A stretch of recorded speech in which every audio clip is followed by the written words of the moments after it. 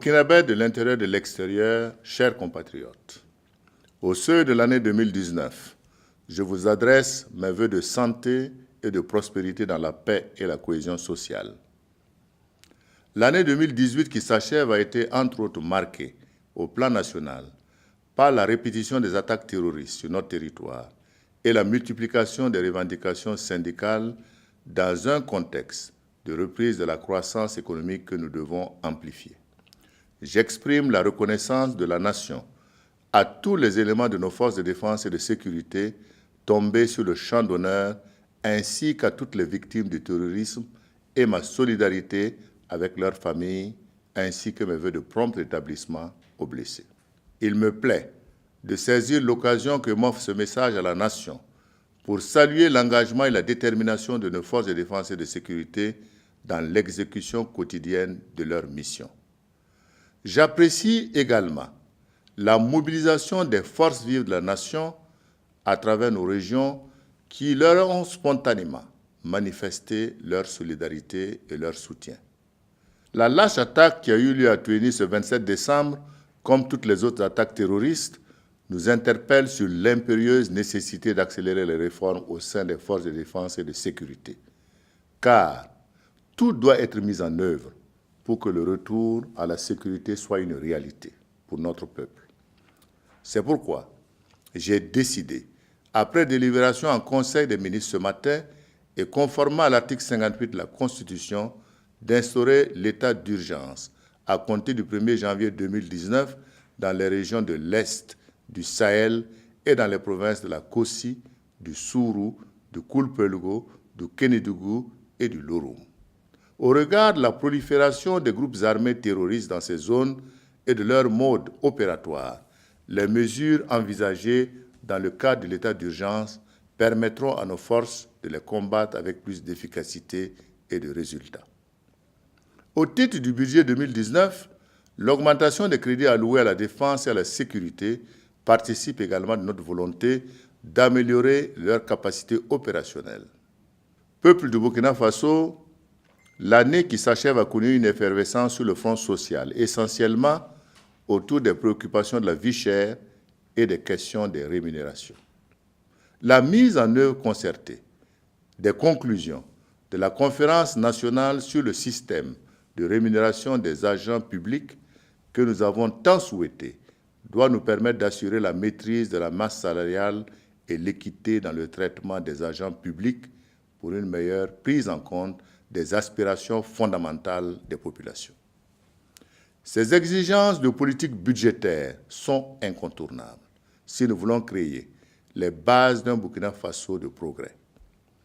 En ces moments difficiles pour notre pays, confronté à la menace terroriste, j'invite tous les partenaires sociaux à une trêve, en privilégiant le dialogue social pour la satisfaction de leurs plateformes revendicatives.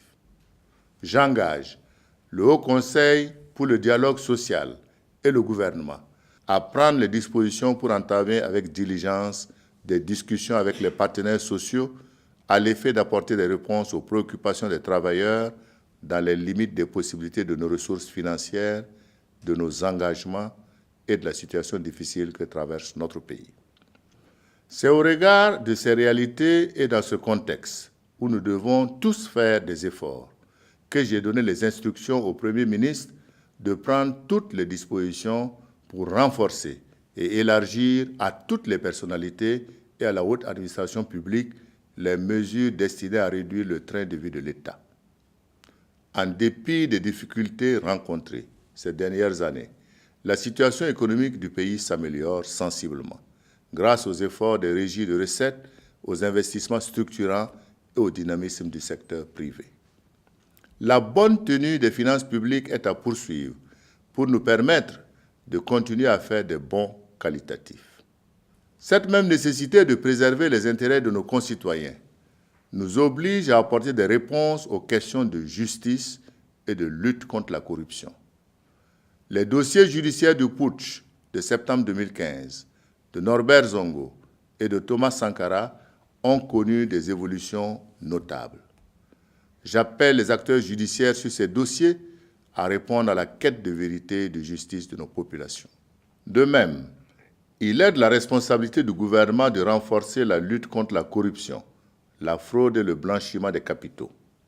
Des mesures énergiques seront prises pour mettre fin à ces fléaux qui impactent négativement le développement du pays. Ce n'est qu'au prix de la constance dans nos efforts conjugués que nous pourrons bénéficier pleinement de tous les effets positifs de la croissance. Peuple burkinabé, au plan sous-régional et international, le rayonnement du Burkina Faso se consolide tant au niveau bilatéral que multilatéral. À ce titre, je me réjouis de l'établissement des ambassades résidentes de l'Inde, des Pays-Bas et de l'Italie, ainsi que de la reprise de la coopération avec la Chine. Nous devons donc capitaliser les efforts qui nous valent la reconnaissance internationale afin de réussir la présidence du G5 Sahel en 2019. Cette reconnaissance internationale doit également nous motiver à redoubler d'efforts pour élargir la coopération et la solidarité avec les pays et les partenaires techniques et financiers au profit des besoins de développement de notre pays. Chers compatriotes, le succès qu'a connu le premier forum de la diaspora burkinabé a permis de poser les jalons d'une réelle prise en compte de nos compatriotes vivant à l'extérieur dans notre processus de développement. Ce fut pour moi une excellente occasion d'apprécier l'engagement de la diaspora en faveur du développement économique et social du pays. C'est pourquoi des efforts ont été faits pour rapprocher l'administration burkinabé de notre diaspora en ouvrant des consulats généraux dans certains pays. L'année 2019 s'ouvrira avec un agenda très chargé en raison des nombreuses réformes engagées au plan politique avec l'adoption de la Constitution de la Ve République et au plan économique et social pour développer les capacités de résilience de nos populations. Ces réformes permettront également d'améliorer les performances des secteurs publics et privés dans la mise en œuvre des plans et programmes de développement. Au plan social, 2019 verra aussi l'opérationnalisation de la gratuité de la planification familiale afin de permettre à notre pays de mieux assurer la capture du dividende démographique, conformément aux objectifs de développement durable. Je sais pouvoir compter sur l'engagement et la détermination des Burkinabés à construire le Burkina Faso de nos rêves partagés, de nos aspirations profondes et de nos ambitions communes. En cette fin d'année, j'ai une pensée pour toutes les personnes hospitalisées ou affectées par la maladie et leur souhaite un prompt rétablissement. J'exprime ma reconnaissance aux forces de défense et de sécurité, à tous les personnels d'astreinte en cette nuit du 31 décembre, ainsi qu'aux volontaires qui veillent sur la sécurité routière. Je félicite les actrices et acteurs du monde rural, dont l'ardeur au travail associée à la relative bonne pluviométrie nous a permis d'enregistrer les bons résultats de la campagne agricole écoulée. Peuple du Burkina Faso, chers compatriotes, j'ai l'intime conviction qu'unis et déterminés, nous traverserons ces moments difficiles. Bonne et heureuse année 2019, que Dieu bénisse le Burkina Faso.